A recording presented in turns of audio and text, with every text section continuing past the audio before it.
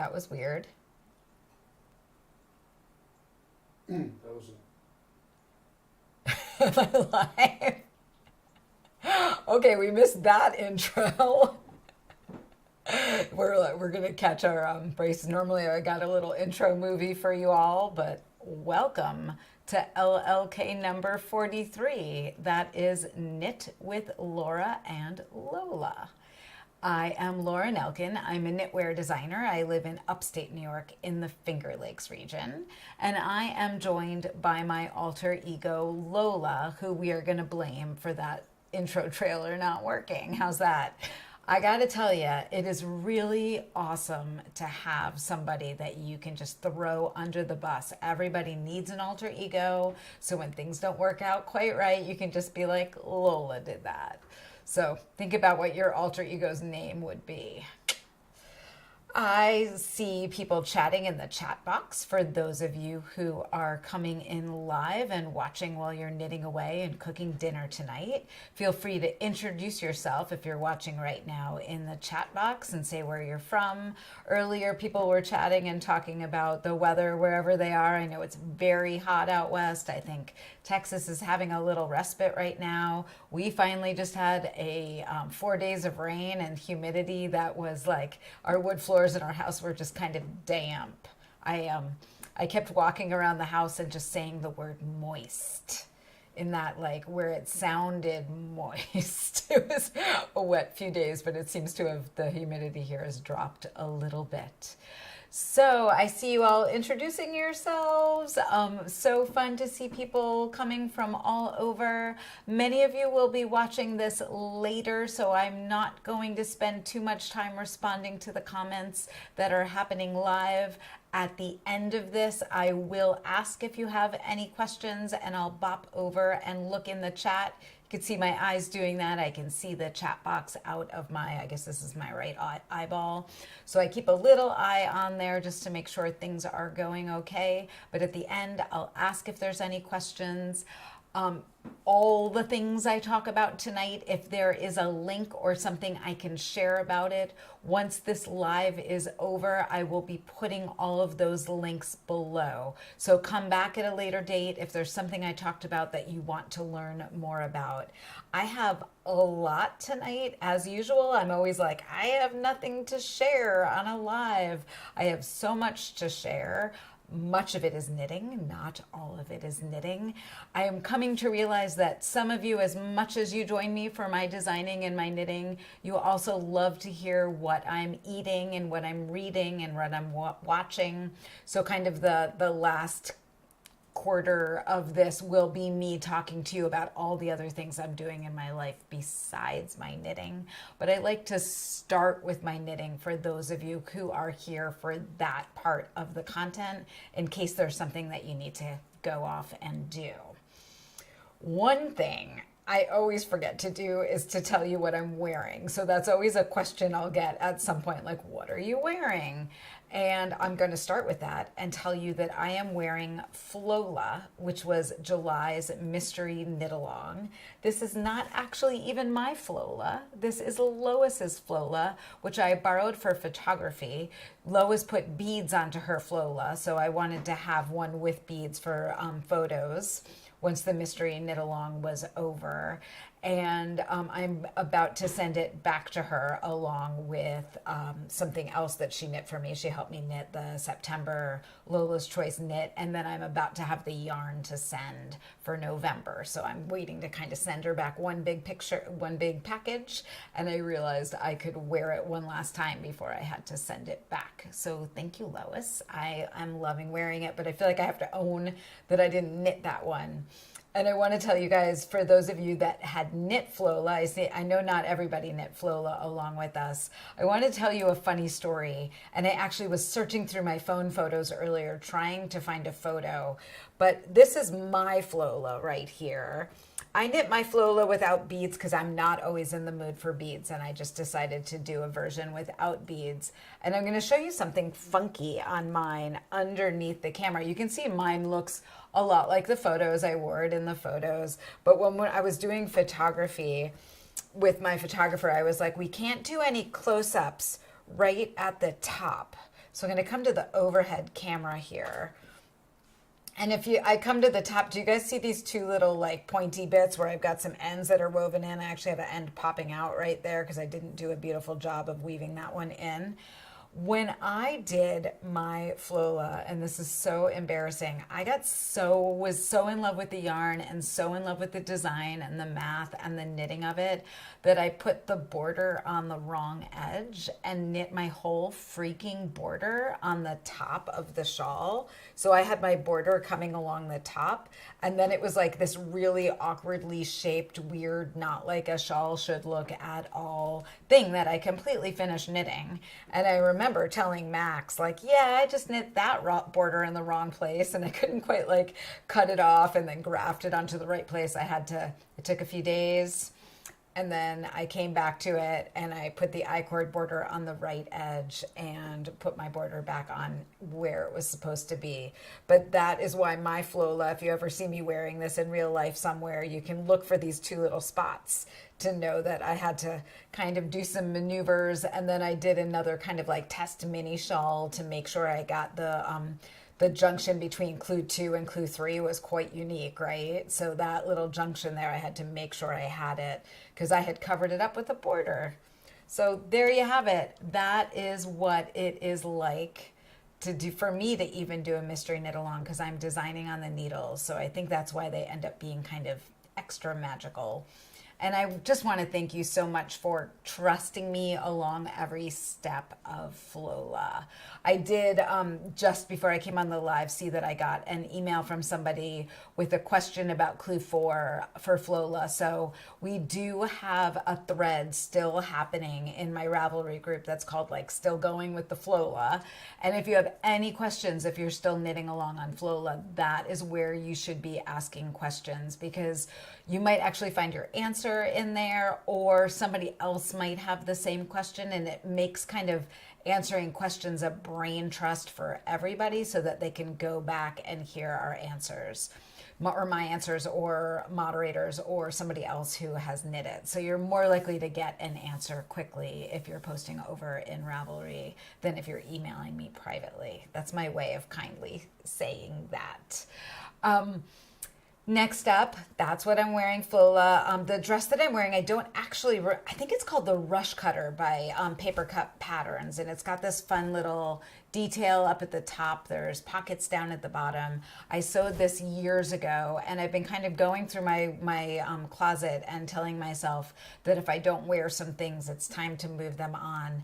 And this is a piece that I found that I love, so I decided to pull it back out before it is winter time, and these things go to the back of the closet again for a while. So moving on from Flola, many of you have gotten September's Lola's Choice kit, but not all of you have. So I'm not going to tell you too much about it besides that it's a little cray and cray in the best kind of way. It is like knitting with a box of crayons. If you follow me on Instagram or Facebook, you saw that I knit with crayons this week as kind of like a teaser. Some people thought that I was sending crayons with their kits. I would never send something that would melt. And honestly, something like crayons, it's always going to be hot somewhere during the year. So I would probably never send crayons, although it would have been really funny to send crayons along with that kit. But I wouldn't want your yarn to get ruined. The way that I describe September Lola's Choice Patterns, and I'm not even like really saying the name, although I see a lot of you are in the comments, and that's fine. I'm just kind of trying to respect the spoiler, is if reversible undulating waves, and I actually have a photo right here. I believe it's right here to show it to you. Nope, already in the wrong place. Let's try that there. Okay, there we go, got the right photos. If reversible undulating waves and lattice had a baby, their baby would be September's Lola's Choice kit. So it's kind of inspired by both of these patterns. Reversible undulating waves has double-sided lace. It has beads on yarn overs. It has kind of flowy bits that go from one place to the other. And then lattice has these really lovely garter stitch short row wedges that work up into the shawl, the scarf. So that would be kind of, this is their baby. I like when my designs have babies. It makes me be like, oh, you had a baby. I love that. I love short rows too. I just saw somebody in the comments said they love short rows. I love short rows. I love lace. I will tell you that I was working on this design while I was on my June Ireland trip. And I had a few people kind of trying to sneak a peek at what I was knitting. My friend Shannon was sitting behind me and watching me design on the bus and like knit and rip and knit and rip. And I had like a piece of paper with scribbles all over it. And I was like a pencil and I kept erasing things. And it was a really like fun way to design and be inspired. And at one point on that trip, we were in Dunleary towards the end of the trip. And I was just out getting some fresh air and I had brought the design with me and I was still in that knitting and ripping phase of the process. And I walked along the pier in Dunleary, which is like about a mile long. And I went down towards the end and I found an opening out to the seawall. And I went and sat with my back up against the seawall. And I was knitting and just, I was, oh my gosh, in my happy, happy place, just being there and working on ideas and kind of just, I was deep in. I was the world was gone. It was just like me and the ocean and my knitting.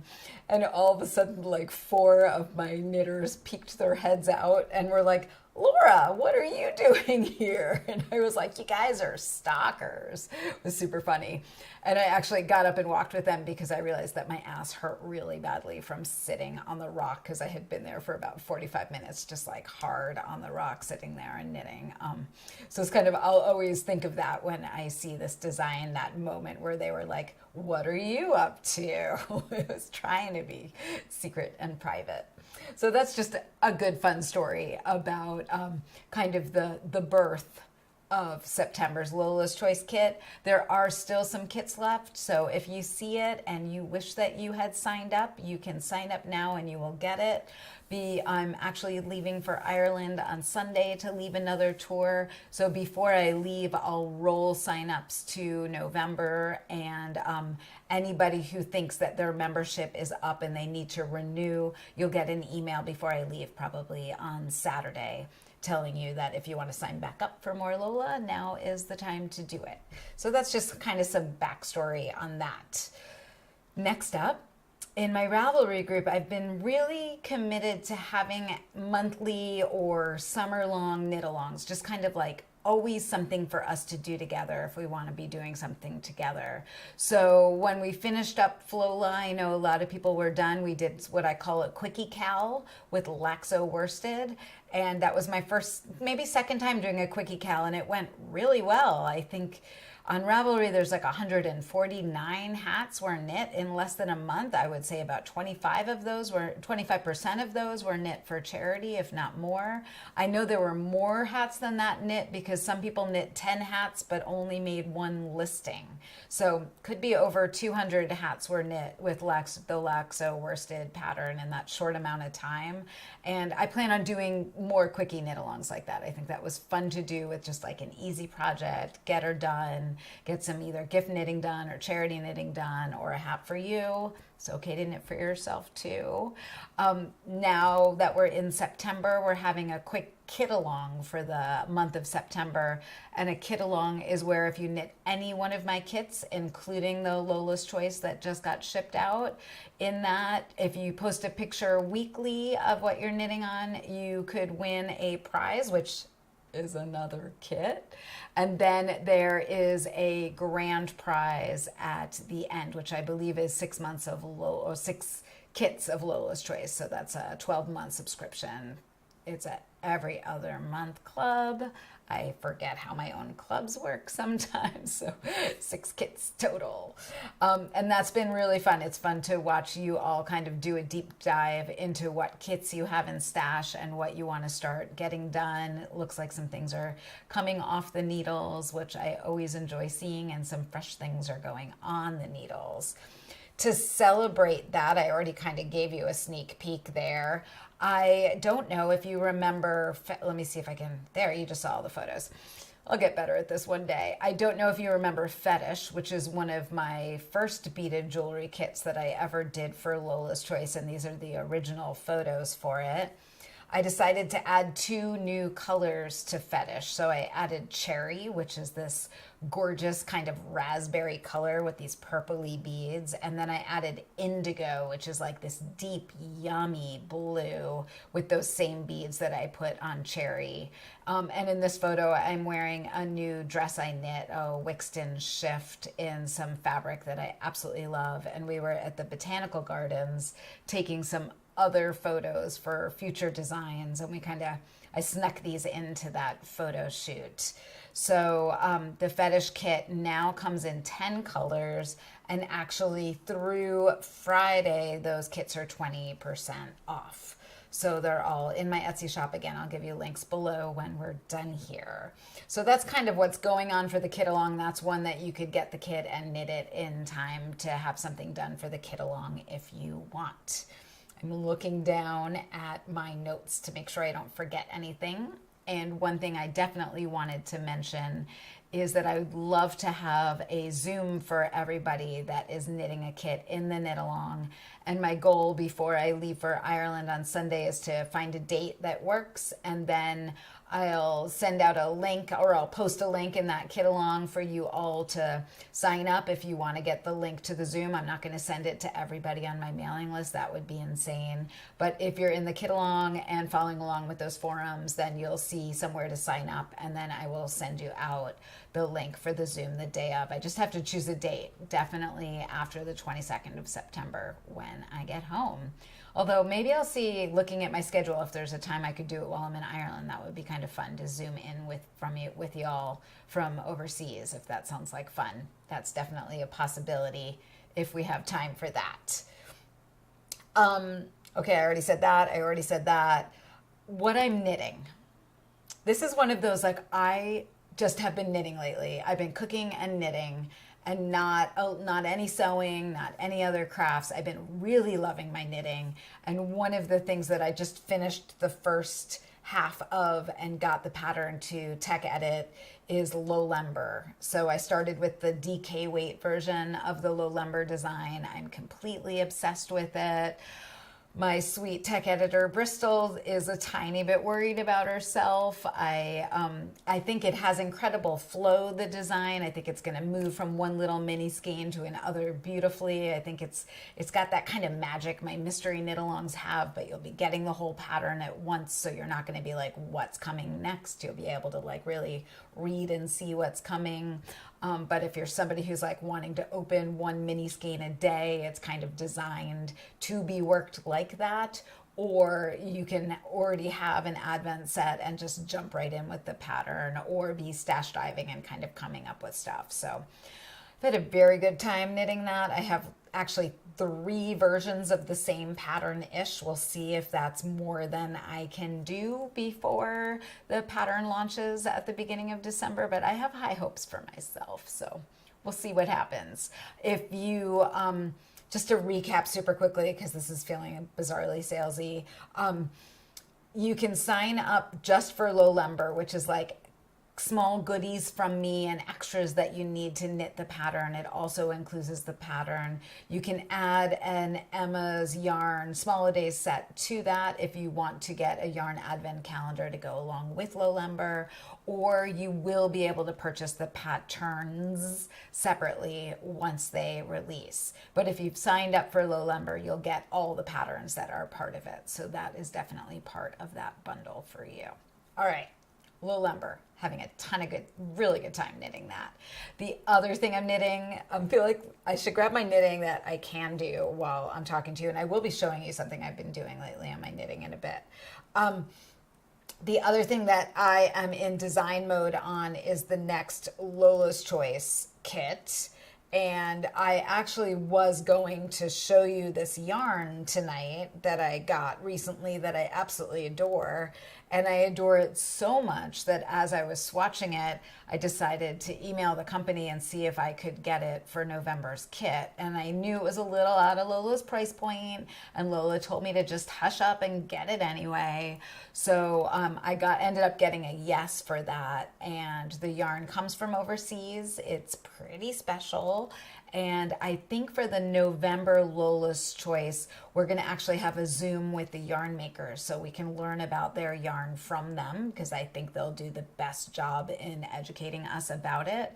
So that will be something I've never done for Lola's Choice before, where we have kind of like an educational Zoom component of it. And I'm into the designing. Of course, I have like 3 ideas that I want to do with this yarn. I think there will be 2 patterns for Lola's Choice. You'll just get both of them because you might want to make one and you might want to make the other, but it's fun. It's different to knit with. It's a different style yarn than I've ever knit with before. I'm going to shut up before I say anything and give something away. What I can show you on my needles is that I am working on a Flosaic in La Bien-Aimée Cory Confetti. And Cory Confetti is Corriedale. It's 50% Falkland Corriedale. And sorry, let me say that all again. 50% Falkland Corriedale, 30% natural recycled fibers, and 20% La Bien-Aimée recycled threads. I think I told you about this yarn in a previous live, but I can't remember, so I'm telling you again. And I've had 3 skeins of this in my stash for a while. What I love about this is they took, I'm gonna actually do the overhead camera so you can like really see what the yarn looks like. What they did was they took bits of their yarn that they had kind of left over. They probably have like bins, I can only imagine, of yarns that are seconds. And they chopped them all up and put them into this worsted weight yarn. And it feels so good and soft and yummy. And it's going to make the nicest Flosaic poncho. But if you remember, let me see if I can find the photo for you now. This is Flosaic. I designed Flosaic for an N Club years ago.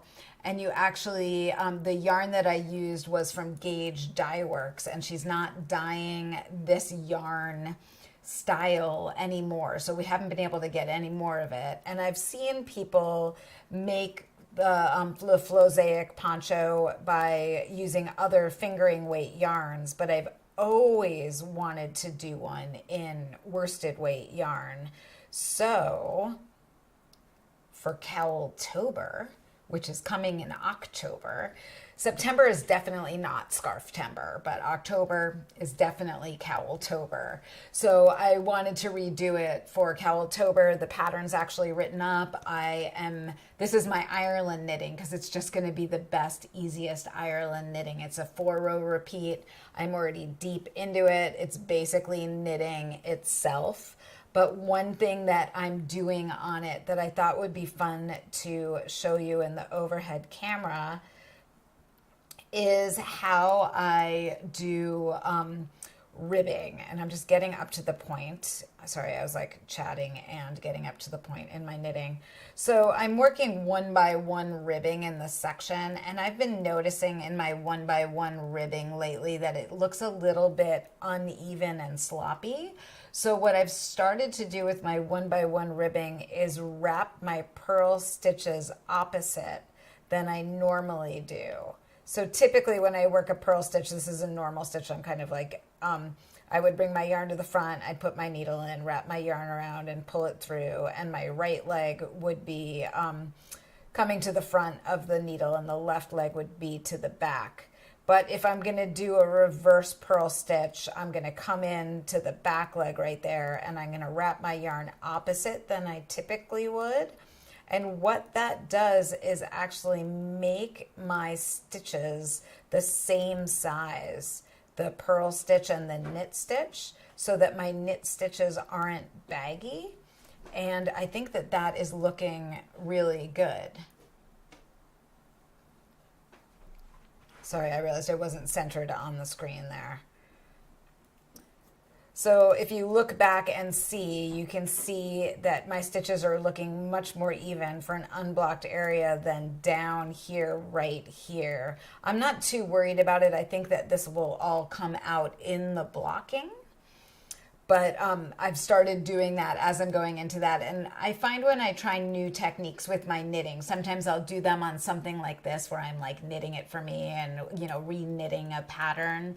But the more I get into it, the more like kind of comfortable it feels to do something new. So in the beginning, it was not coming naturally to me to wrap my yarn in the other direction. But now that I'm doing it more and more, it's starting to feel very comfortable for my left hand. And if I forget, all I have to do is look at the stitch because I know I'm coming into the back leg of that stitch. I see that some people are saying they do that sometimes after a cable stitch. Exactly. If you have a purl stitch after a knit stitch and a cable, it can help to wrap the purl the other way. But I'm also finding in 1x1 ribbing that it's helping me a lot. So that's just like me trying to embed a knit tip into the live, because this is a knitting experience, right? We're all here for the knitting and the other stuff. The other thing that I am going to do for Cowltober is those of you who saw Soul Light, which was a shawl that was the second N Club project for this year, for 2022. I absolutely love the shell stitch that I did on Soul Light. So I'm working on a Soul Light cowl right now and I don't have it with me to show you, but I'm working on a Soul Light cowl that will just be like for those extra special yarns that you have laying around that you're not quite sure what to do with.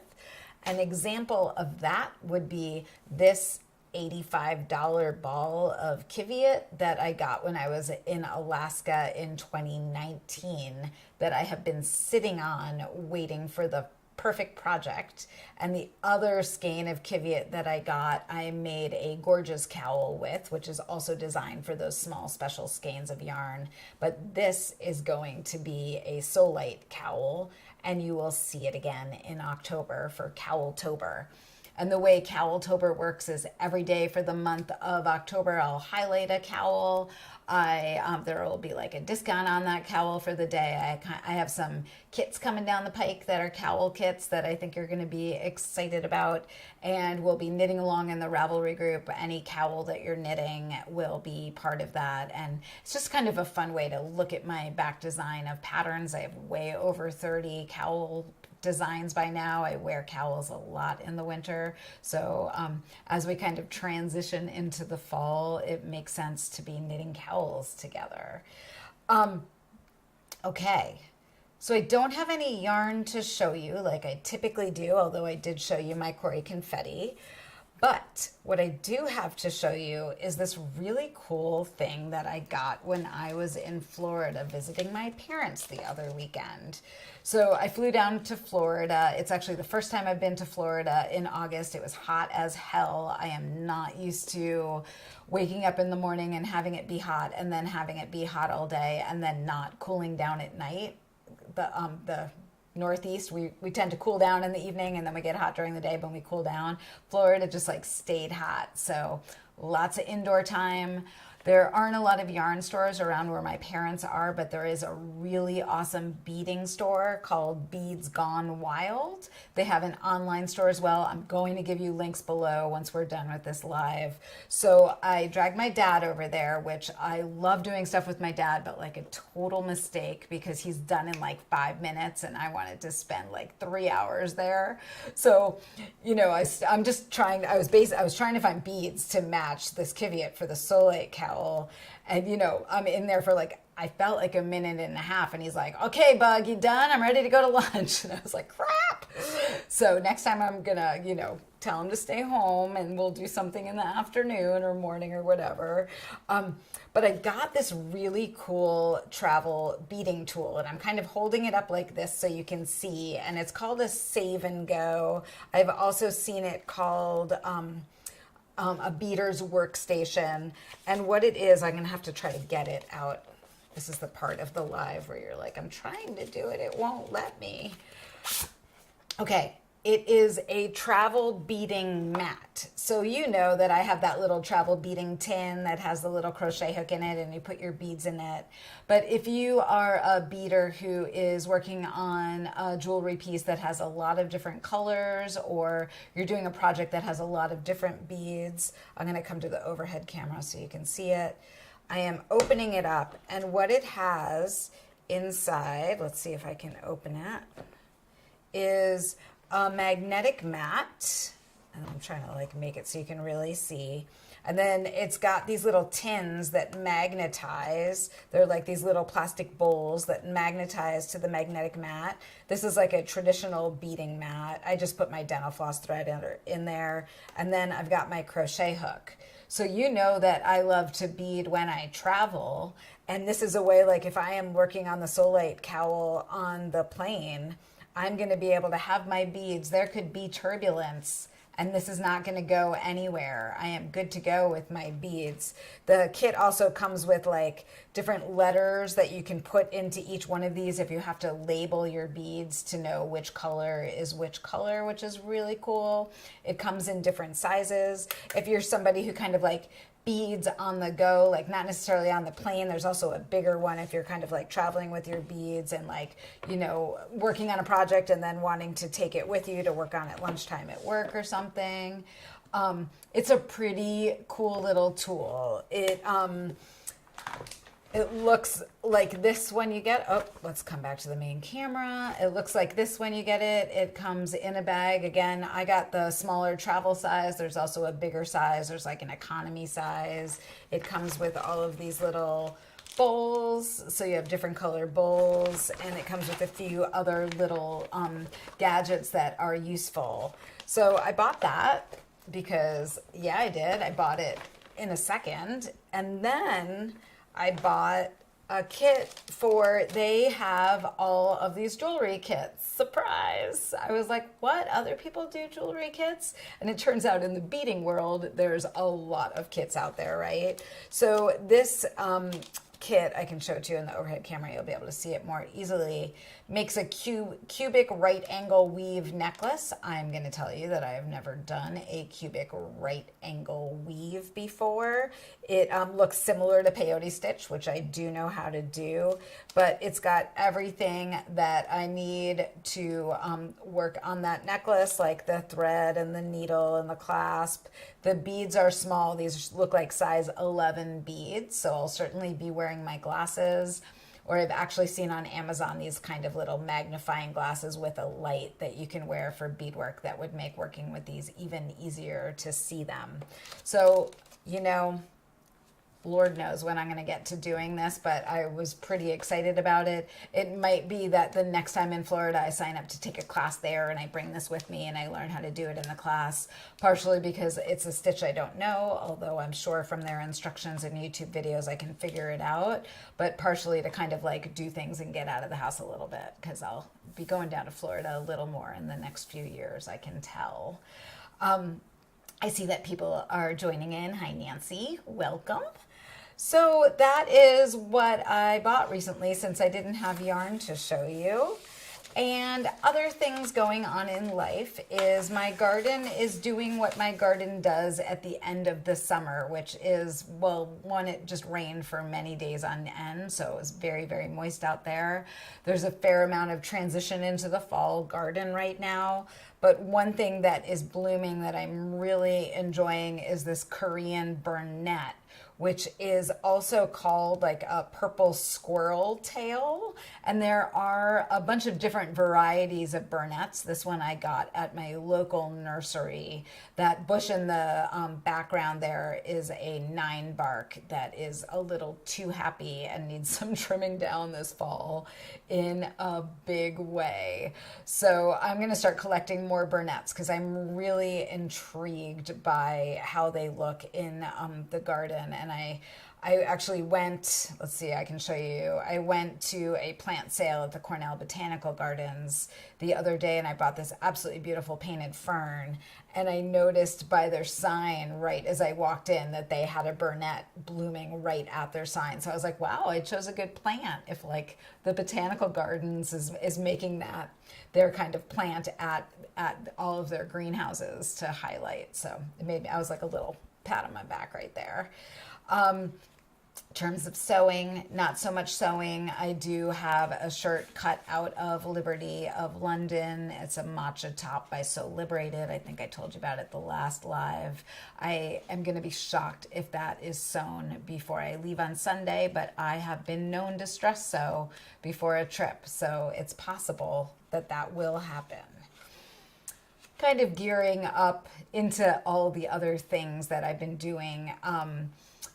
Max and I went, I think I posted on social media, so I don't need to talk about it, but Max and I went to the Adirondacks on a quick camping trip, and it hadn't rained a lot, so it was like my first camping trip without a lot of mosquitoes in the Adirondacks, and I loved it. We had a fabulous few nights away, and I did a lot of reading. And I finished up the books that I was reading, and then I also read Book Lovers by Emily Henry, which is a fun read. You can also listen to it as well. So if you're someone who likes like a fun kind of beach read, love story, summertime, kick it book, I would highly suggest Book Lovers. I also just downloaded a sample. This is where I like blush a little bit of Nora Roberts' new series called The Dragonheart Legacy, and the first book is called The Awakening, and it is partially set in Ireland. I think it's kind of got some love interest in it. It's got some fantasy to it. It's got some kind of tortured 20-something bits to it. Looks perfect for me. It's set in Ireland, so I can spin that. And I'm reading the sample right now and totally enjoying it. But the other thing that I wanted to tell you about is my friend Aimee Hoben, who I have known Aimee since, before I started college. So I was 18. We lived on a ranch together for a summer and worked, and it was like a ranch with live music, and she worked in the horse stables and I worked in the kitchen and cleaning rooms, and we had a very good time being roommates with each other. Aimee just wrote a book called The Third Way, and I'll give you guys a link to it below. I did just notice that on Amazon today it is $1.99. It's like on a Kindle deal. So if you're somebody who likes to read on your Kindle, that is I certainly bought it for more right when it launched to support Aimee. I was lucky enough to have read the manuscript a few years back, and I'm getting ready to reread it because I'm really interested to see how it's kind of morphed and matured and changed as Aimee went through the editorial process, because I read it very early on in its manuscript stages. And I thought it would be fun to just read to you what it's about, because I'm not sure you could read that page. So, a college student with a fear of public speaking finds herself leading a movement to abolish corporations pushed to the forefront by a mysterious law student with a past. After her losing her college scholarship, Arden Firth, with the help of Justin Kirish, a law student with a mysterious past, becomes the reluctant leader of a movement to ban corporations. South Dakota Ballot Initiative 99 is Arden's last hope to save her grandmother's farm from foreclosure. But as the movement grows, shadowy forces conspire to squash it, and Arden sees 99 begin to spiral out of her control. A novel charting the intersection between idealism, extremism, and forgiveness. Fans of Barbara Kingsolver and Margaret Atwood will love The Third Way, the story of a young woman struggling with her own demons while trying to articulate a vision that could change the world. So, what I remember about reading the manuscript, again, it was many years ago, it has quite a strong political bent, and it goes pretty deep into some philosophies that I'm not as versed on. I will say I'm not sure if it's about banning all corporations or kind of like large corporations, and I'm going to kind of reread it with that eye again. But it's not a hard read. It's a story that kind of keeps moving, and I highly suggest if anybody wants to read it to check it out. I'm actually trying to get Aimee to do a book group with me on Zoom in October. So the next time I do a live, if I set a date with her, I will let you all know when that is. And if you read the book, you'd be welcome to join us and kind of get to ask questions and talk. I think that would be really fun to do. You know, I love to support my fellow makers, and Aimee's somebody I've known forever. So supporting her feels pretty kind of sweet and special for me to do. Listening to books. So I know a few of you listened to Save Me the Plums after I suggested it in my last live and loved it. I am currently listening to Taste My Life Through Food by Stanley Tucci because I thought that would be a nice follow-up for a food listen, and it is good. It is not as engaging for me personally as Save Me the Plums was, although Stanley Tucci reads it. He's an excellent orator. I like hearing his story. I particularly loving kind of hearing about his pandemic world and what that experience was like for him in London. But what I have been listening to that I am obsessed with, and I'll probably listen to tonight when we're done here, is thank you for listening. I think I need to take a sip before I keep talking. This is my spa water, which means it's fresh mint tea with cucumber, which I really love. Thank you for listening by Julia Whelan. So Julia Whelan is an actress and also an audiobook reader. And this is the second book that she's written, but the premise is that she's an audiobook reader. And she has this kind of love interest where she's doing a romance novel with another male narrator. And I can't tell you more because I'll give it away. But it is so well done. And she does all the voices. And she's incredible at male voices. She's incredible at like an Irish accent. She's one of my favorite readers because she really like wraps you up into a world and you can tell who the different characters are as she is going throughout the book. So I kind of decided to look and see what because her voice sounded really familiar to me, like what else she had read that I knew. And she's read The Giver of Stars by Jojo Moyers, which I had read. She's read a few of Kristen Hanna's books, like The Great Alone and The Four Winds. She read Educated. She did Invisible Life of Addie LaRue and The Seven Husbands of Evelyn Hugo. So if you are somebody that listens to audiobooks, I have a feeling if you download this, you're going to know her voice right away. And it is so well done. Like I know I really, really suggested Ruth Reichel's book, Save Me the Plums, but I'm like extra suggesting this book as well. So you can tell that while I've been doing all of this really fun deadline knitting, I've been being entertained. And that leads me into my final entertainment, which is what I've been watching. And I guess it was in August after I did my last live, I watched all of the Indian Matchmaker, 2 seasons of Indian Matchmaker. I think it was like the second season was just coming out, so Netflix kind of told me about the first season, and I like ate it up. Watched the whole first one, watched the whole second one, suggested it to some people. One of my friends was stuck at home with COVID, and I was like, well, do I have something for you to watch? And then I got down to Florida, and my mom hadn't seen them. And I watched them again with her while I was knitting on Lowlember, and I was like as happy as the first time that I watched Indian Matchmaker, both seasons. My mom and I like devoured them. It's our thing that we do at night after my dad goes to bed. It's really fun. So we always kind of like save something. And then Netflix said, wow, you really like Indian Matchmaker. Maybe you'll like Never Have I Ever, which is kind of like a young adult coming of age show about an Indian teenager and her family who are living in the States. Devoured that. I think there were a few seasons of Never Have I Ever that I watched all the way through. And then this week I ended up watching Partner Track, which is a new series on Netflix that, I mean, it was fine. Not as good as Indian Matchmaker, but it kept me going. I got the knitting done I needed to get done. I was highly amused. What do I have? Oh, I don't have my last page. Okay, I'm gonna have to fly by the seat of my pants, and luckily I remember everything, so I can do this. It didn't print all 3 pages there. I'm like, could you see me looking to be like, where'd you go? Printer must have run out of ink. Lola, can't take her anywhere. So I am going to ask you if you have any questions to leave them in the comments. And while you're putting questions in the comments, I am going to tell you who the winner is of the last giveaway. And the winner of the giveaway from the last live, I asked you all just to share summer recipes with me that you could make with summer stuff. Oh, I haven't told you about food either. So we'll come back to the giveaway in a second. Sorry, Max just came to wrap it up and I'm not done yet. I lost my last page.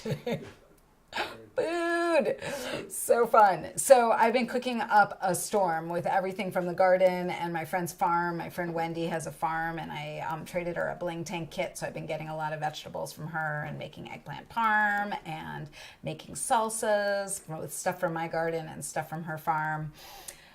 And let's see, where was I going with all of this? I've been making foods that don't look very pretty. So not a lot of photos of my food, because I made baba ganoush, which, meh, not the prettiest food out there. I've made some really, really yummy zucchini butter pasta.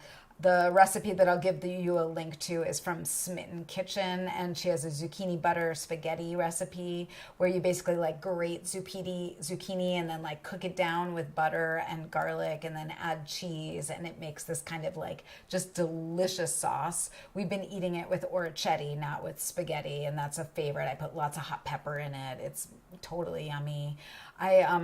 I got a peck of tomatoes last week at a Amish farm on my way home from Rochester, and I've been slow roasting those in the oven. So for like 12 hours at 175, they just kind of like roast down, and then you can add them to the pasta, and they're really good. Very much enjoying those tomatoes on everything. I use some of them to make sauce. I use some of them to make salsa. I use some of them just to eat. Lots of different things you can do with those tomatoes. They freeze really well too, because you've like gotten the moisture out of them. And then the other thing that I made this weekend that I've been a hater about forever, like 2 thumbs down, and I'd never tried it, and I'm not like that. I'm not typically like, I don't like that before I try something, is I keep hearing about chocolate hummus. And every time somebody would say chocolate hummus, I'd be like, ew, right? Like that. No, not eating that. And so my mom for the last like year and a half has been like, chocolate hummus, Laura, it's great. It's a delicious treat. It's good for you. It's lower in calorie. It's yummy. It's high in fiber, all the good things. When I want something sweet, it's what I go for. And I've just been like, no thanks, Mom. Thank you. And this time when I was there, I decided to have an open mind, go with the flow, try the chocolate hummus. My mom had some cherries in the fridge, which are a total treat. Dip the cherries in the chocolate hummus, and oh my gosh, it's so good. It tastes like fudge, like chocolate frosting, fudgy stuff, kind of like Nutella a little bit. So of course I came home, and my mom said that they had tried a few different brands, and the one they like is called Eden. And I didn't even try to find it locally, because I don't love driving around to grocery stores trying to find something, because they're so far and few between here. So I decided to make some, and I found a recipe that was really easy to adapt. I cook my own chickpeas. I think that recipe uses black beans, but I did 1.5 cups of chickpeas that were cooked. You could also use a can of chickpeas and rinse them really well. I added a little bit of peanut butter to mine, which made it very like Nutella-like. We've been eating it. I will show you a photo, but it's not pretty. That's my photo of my chocolate hummus, which, I mean, basically that photo looks like shit on a shingle right there, right? Like there's nothing pretty about that photo, but it literally tastes like chocolate frosting or Nutella or something. I didn't make mine too sweet. I didn't add too much sugar. The peanut butter I used had like a little bit of salt and a little bit of sugar in it. So I see some people are saying that they do like chocolate hummus, which is awesome. I mean, maybe I'm late to the game, but chocolate hummus, it's what's happening. We've been eating it on cinnamon raisin bagels for breakfast. Shocking. It does. Andrea was saying it looks like brownie batter. It does. It's like, it would be like really thick brownie batter. It's like closer to Nutella than brownie batter, but not disgusting. The other thing I just saw, Ingrid said something about cucamelons. I'm starting to do the look over at the comments. I have a lot of cucamelons coming out of my garden, and I've been making quick refrigerator pickles, which last about 3 months in the fridge. And so far I've just been munching them, but my plan tonight when we're done here is to get to have a cucamelon martini, because I'm always like crazy jazzed after talking to myself for 45 minutes doing these. So I get to have I made them a little spicy and dilly. I think they're going to be really yummy. Andrea, when you come for Rhinebeck, if you're coming to Ithaca, I'll make sure that there's some for you to try, because they're really good. I've gotten just a few jars of them right now, not a ton, but I've kind of I harvest and then I make them as I have enough. So I'm looking over to see if I have any questions. I saw that Ingrid said something about me getting commissions for my suggestions, and